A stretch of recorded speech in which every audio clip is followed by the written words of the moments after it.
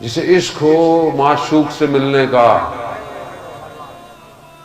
اسے لوگ نہیں اٹھاتے، وہ خود اٹھتا ہے۔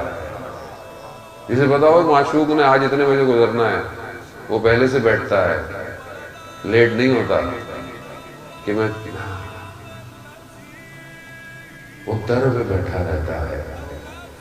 ایک معشوق کے لیے ہے، پتہ نہیں کون سی کتاب میں، بہرحال اس کو میں نے دیکھا، تعبیر بھی کیا گیا، سردی کی رات ہے، سامنے والی کھڑکی میں اسے یہ نہیں پتا کہ یہ کب آئے گا، یہ باہر بیٹھا رہا ایک جھلک کے لیے، اور برف میں یخ ہو گیا،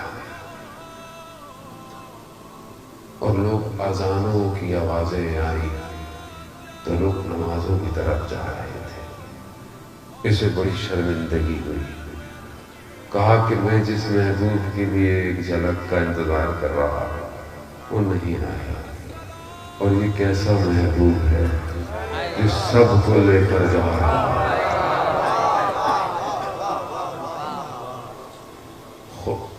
اٹھانا نہیں تھا۔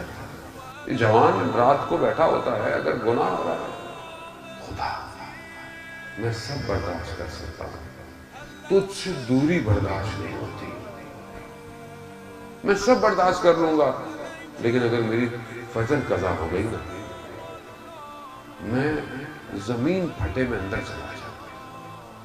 ایک شہید کی وصیت تھی جو اس نے لکھی ہوئی تھی کہ ایک دن جب میں اٹھا، میری زندگی کا سب سے تاریک دن تھا وہ، جس دن میں اٹھا سورج نکل چکا تھا، یعنی فجر قضا ہو گئی۔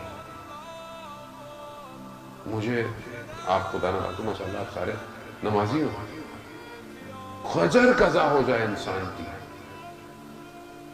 یوسف، عشق، محبت، جب تک آپ کے اندر یہ پیدا نہیں ہوگی نہیں آئے گا۔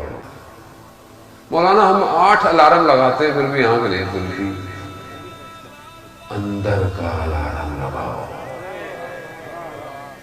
خود ملائکہ اٹھائیں گے۔ ہم نے اپنے آپ کو بڑا کم سمجھا ہے، ہم وہ ہیں جو آسمانوں میں اڑ سکتے، لیکن پروردگار کہتا ہے میری اطاعت تو کرو، تم جھکو تو صحیح، میں سب کو جھکا لوں گا۔